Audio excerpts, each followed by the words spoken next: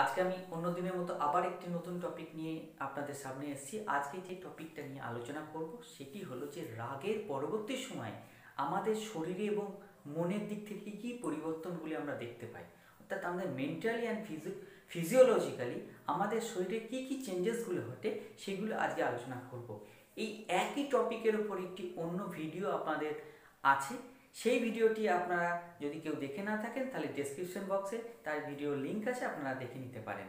আজকের টপিক যেটা নিয়ে বিষয় করব সেটা হচ্ছে রাগের পরবর্তী সময়ে আমাদের শরীরে যা যা পরিবর্তন হয়, কী কী চেঞ্জেসগুলো দেখা যায় আমাদের শরীরে, কী কী চেঞ্জেসগুলি হয় এবং তার পিছনে তার কারণটা কী, সম্পূর্ণ তার ব্যাখ্যা আজকের ভিডিওর মধ্যে আমি বলবো। ভিডিওটি মন দিয়ে শুনুন, তাহলে সেই বিষয় সম্পর্কে আশা করি আপনাদের প্রত্যেকের যাবতীয় ডাউট ক্লিয়ার হবে। তাহলে আজকে ভিডিও শুরু করা যাক।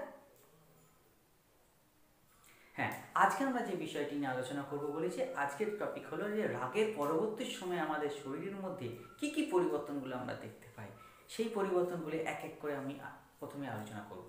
আগের ভিডিওতে আমরা দেখতে পেয়েছি যে রাগ কী এবং তার পিছনে তার কারণগুলি কী কী। তার কারণ হিসেবে আমরা অনেকগুলি কারণকে আইডেন্টিফাই করতে পেরেছি।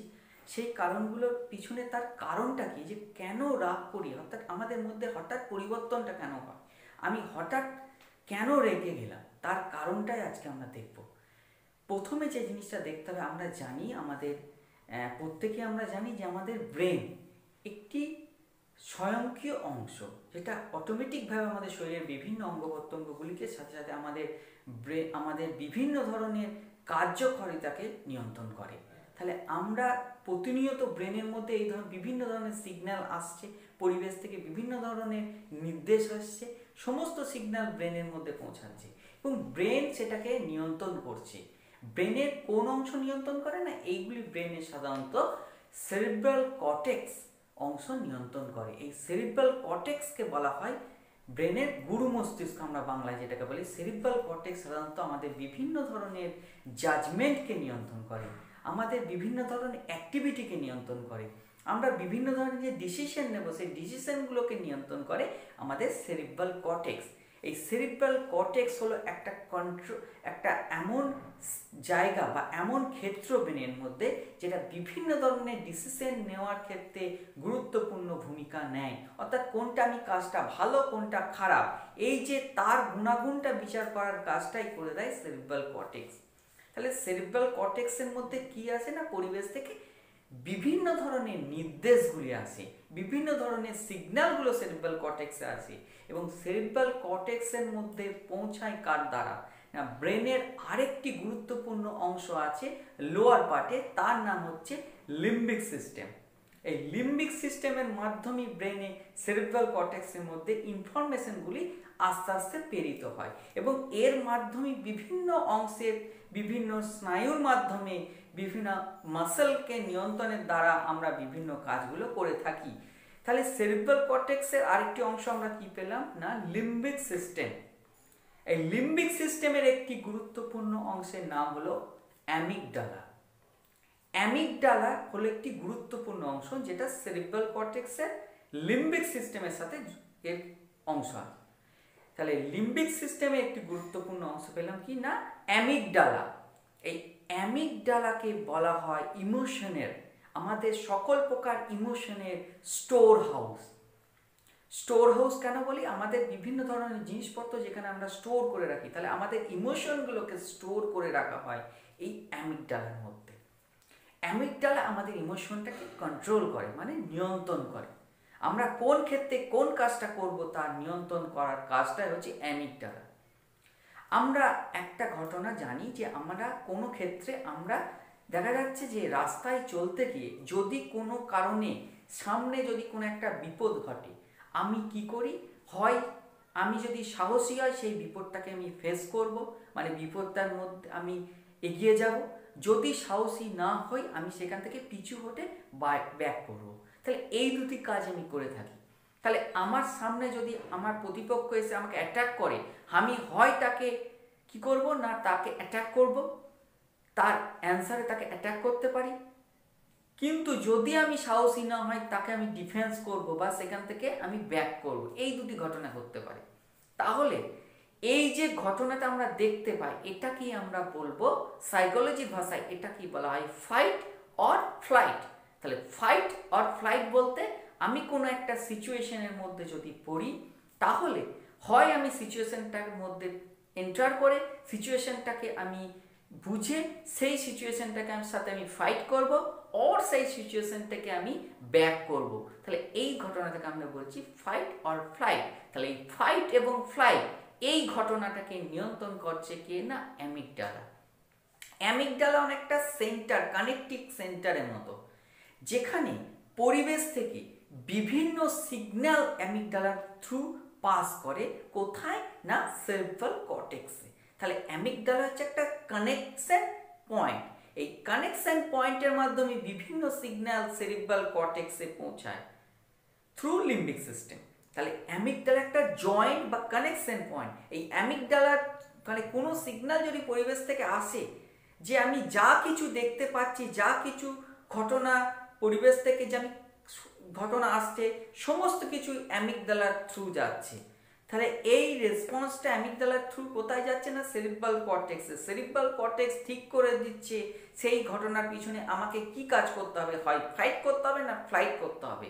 আমি সেটাকে এই ঘটনাকে আমি নিয়ন্ত্রণ করব না ঘটনা থেকে আমি দূরে পালিয়ে যাব। তাহলে এই ঘটনার কাজটা সম্পূর্ণ অ্যামিগডালা নিয়ন্ত্রণ করে।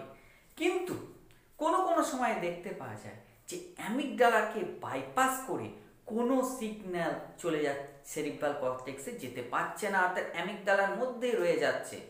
অ্যামিগডালাকে বাইপাস করে বা অ্যামিগডালার মধ্যে দিয়ে যেতেই পারছে না, অ্যামিগডালার মধ্যে রয়ে যাচ্ছে, তো অ্যামিগডালায় রেসপন্স করে দিচ্ছে।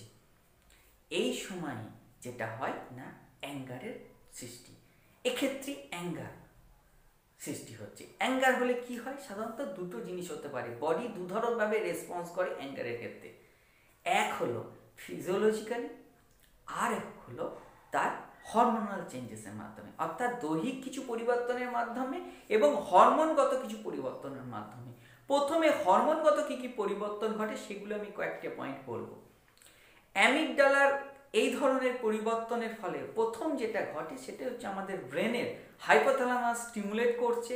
হাইপোথ্যালামাসের স্টিমুলেশনের ফলে আমাদের এক ধরনের হরমোন খরিত হয়, যে হরমোনটা আমাদের প্রতিটি মানুষের বৃক্কের ওপরে একটি গ্রন্থি আছে যার নাম হচ্ছে সুপ্রারেনাল গ্ল্যান্ড বা অ্যাড্রিনাল গ্ল্যান্ড। এই অ্যাড্রিনাল গ্ল্যান্ড থেকে এর দুটি অংশ, এই অ্যাড্রিনাল গ্ল্যান্ডের এর কর্টেক্স অংশ এবং মেডুলা অংশ। কর্টেক্স এবং মেডালা অংশের মধ্যে মেডালা অংশ থেকে বিভিন্ন প্রকার হরমোন খরিত হয়, কর্টেক্স থেকেও বিভিন্ন প্রকার হরমোন খরিত হয়, কিন্তু এখানে মেডালা অংশ থেকে বিভিন্ন হরমোন খরিত হচ্ছে, সেটা আমাদের এখানে গুরুত্বপূর্ণ। এই মেডালা অংশ থেকে এক ধরনের বিশেষ হরমোন খরিত হয়। মেডালা অংশে বিভিন্ন মেডালার কোষ আছে, আলফা কোষ, বিটা কোষ, ডেল্টা কোষ। এই বেটা কোষ থেকে, মেডালার বিটা কোষ থেকে এক ধরনের হরমোন খরিত হয় যার নাম হচ্ছে এপিনেফ্রিন বা অ্যাড্রিনালিন। এই এপিনেফ্রিন বা অ্যাড্রিনালিন নামক হরমোনকে বলা হচ্ছে আপৎকালীন হরমোন বা ইমার্জেন্সি হরমোন। যেমন কোনো বিপদ ঘটলে সঙ্গে সঙ্গে আমাদের একটা হুইসেল বাজিয়ে দেওয়া হয়, কোনো জায়গায় আগুন লাগলে যেমন হুইসেল বাজে, ফায়ার অ্যালার্ম বাজে, ঠিক সেম এই বিপদের ক্ষেত্রে বা রাত সময় পরবর্তী ক্ষেত্রে বডি হুইসেল বাজানোর সৃষ্টি করে, মানে বডি তখন সঙ্গে সঙ্গে সজাগ হয় এবং আমাদের অ্যাড্রিনালিন হরমোনকে ক্ষরণকে বাড়িয়ে দেয়। অ্যাড্রিনালিনকে ওই জন্য আপৎকালীন হরমোন বলা হয়। এর কাজ কি না, অ্যাড্রিনালিন হরমোনের কাজ হলো, অ্যাড্রিনালিন হরমোন যে কাজটি করে প্রথম হচ্ছে হার্ট রেটকে বাড়িয়ে দেয়। আমাদের হার্ট রেট যখনই বেড়ে গেল সঙ্গে সঙ্গে আমাদের ব্লাড প্রেশারটাকে এবং রক্ত সরবরাহকে অর্থাৎ রক্ত প্রবাহকে বাড়িয়ে দেয়। ফলে আমাদের দেহের বিভিন্ন অঙ্গ প্রত্যঙ্গের মধ্যে ব্লাড সার্কুলেশন পরিমাণটা বেড়ে যায়। ওই জন্য আমরা দেখতে পাই যে রাগ হলে আমাদের শরীরে বিভিন্ন চোখ, মুখ, হাত, পা সমস্ত কি করে না লাল হতে শুরু করে, কারণ রক্ত সরবরাহ বেড়ে গেছে। আমাদের দেহের বিভিন্ন অংশে, হাত পায়ে, চেটোতে, হাতে, আমাদের মুখের মধ্যে, মুখের অংশ, ফেসিয়াল এক্সপ্রেশন চেঞ্জেস হয়, কারণ প্রচুর রক্ত সরবরাহ সেই সময় মুখে, মানে বিভিন্ন কিউটেনিয়াস সার্কুলেশন যেটাকে বলি আমরা, অর্থাৎ আমাদের ত্বকীয় সংবহন, ত্বকের মধ্যে যে রক্তের সংবহন সেটা বেড়ে যায়। এর ফলে প্রচুর পরিমাণে ঘাম সৃষ্টি হয়, কারণ বডি হিট হয়ে যায়, এই হিটটা গরমটাকে বডি থেকে রিলিজ করার জন্য ঘাম হয় এবং তার ফলে আমাদের ঘামের সৃষ্টি হয়। তাই রাগের পরবর্তী ক্ষেত্রে আমরা প্রচুর ঘাম দেখতে পাই। তাহলে এটি একটি পরিবর্তন, শারীরিক পরিবর্তন। তাহলে কি বলছি যে অ্যাড্রিনালিন হরমোন কি করছে, আমাদের ব্লাড সার্কুলেশনকে বাড়াচ্ছে, কি না হার্ট রেটকে বাড়ানোর ফলে। হার্ট রেট যখনই বেড়ে যায় সাথে সাথে ব্লাড সার্কুলেশনটা বেড়ে যায় এবং ব্লাড সার্কুলেশনের মধ্যে সারা শরীরের ব্লাড সার্কুলেশন যেই বেড়ে গেল সঙ্গে সঙ্গে বডি থেকে হিটটা, এক্সেস হিটটা রিলিজ করলো এবং বডি ঘামতে শুরু করে, সোয়েটিং হয়, এক্সেসিভ সোয়েটিং। এবং আস্তে আস্তে বিভিন্ন ধরনের এই চেঞ্জেসের ফলে আস্তে আস্তে কি হয় না, বডি হিটটা যত বেশি লস হবে তত বেশি আস্তে আস্তে অ্যাড্রিনালিন হরমোনের ক্ষরণটা কমতে শুরু করে, কারণ সিচুয়েশনটা আস্তে আস্তে কন্ট্রোল আসে। আস্তে আস্তে অ্যাঙ্গার পজিশন থেকে, অর্থাৎ যে অ্যামিগডালা যে আমরা বাইপাস করে সেরিব্রাল কর্টেক্সে যেতে পারছি না, সেরিব্রাল কর্টেক্স সাথে সাথে ব্লাড সার্কুলেশন যেই বেড়ে গেল সেরিব্রাল কর্টেক্সও স্টিমুলেট হতে শুরু করলো।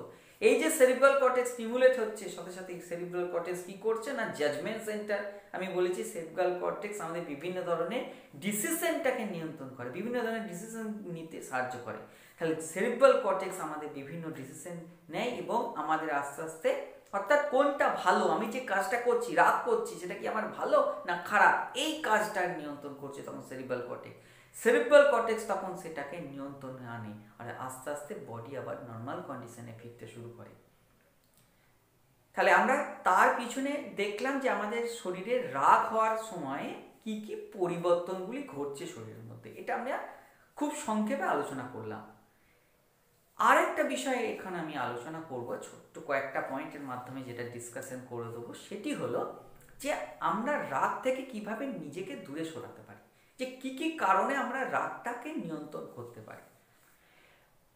দেখুন, প্রথমে যে জিনিসটা আমাদের করতে হবে, যে রাগ হওয়ার সাথে সাথে আমাদের যেটা হয় সেটা হচ্ছে আমাদের কোনো কিছু ডিসিশন নেওয়ার ক্ষমতাটা হারিয়ে ফেলি। তখন সব থেকে ভালো যে জিনিসটা করা উচিত সেটি হলো, যে জিনিসটা করলে আমার ভালো লাগে সেটা বেশি করে করা উচিত। সেই সময় যদি আমি কোনো কিছু মাইন্ডটাকে ডাইভার্ট করতে পারি, তা যে কারণের জন্য আমার রাগ হচ্ছে সেখান থেকে মাইন্ডটাকে আমি ডাইভার্ট করে অন্য কিছুতে নিয়ে রাখতে পারি, অর্থাৎ অন্য কোনো বিষয়ে মাইন্ডটাকে নিয়ে যেতে পারি, ফোকাস করতে পারি সেই দিক থেকে। যে কারণে ধরুন যার সাথে কথা বললে আমার রাগ হচ্ছে, তার সাথে কথা না বলে যদি অন্য কারোর সাথে কথা বলার চেষ্টা করি, আস্তে আস্তে ব্রেনে সিগন্যাল যেতে যেতে আস্তে আস্তে আমার রাগের এটা কমতে শুরু করবে, ফলে আমার রাগটা কমে যাবে। সেই সময় আমি কিছু মিউজিক থেরাপি অ্যাপ্লাই করে আমরা রাগটাকে কমাতে পারি, অর্থাৎ আমার যে মিউজিকগুলি আমার ভালো লাগে সেগুলি কিন্তু শুনলে আস্তে আস্তে রাগের পরিমাণটা কমতে শুরু করে। কিছু কমেডি, কিছু সিনেমা, কিছু কমেডি, কিছু ভিডিও ক্লিপস, কিছু কারো বন্ধুর সাথে গল্প, কিছু বই পড়া, কিছু খাওয়ার দাবার, নতুন কিছু খাওয়া, সমস্ত কিছুই কিন্তু আমার রাগ থেকে কমাতে সাহায্য করে, কারণ এগুলো আমার ভালো লাগে। তাহলে ভালো লাগা যে জিনিসগুলি আমি পছন্দ করি যেগুলোকে, সেগুলো তখন বেশি বেশি করে করা উচিত।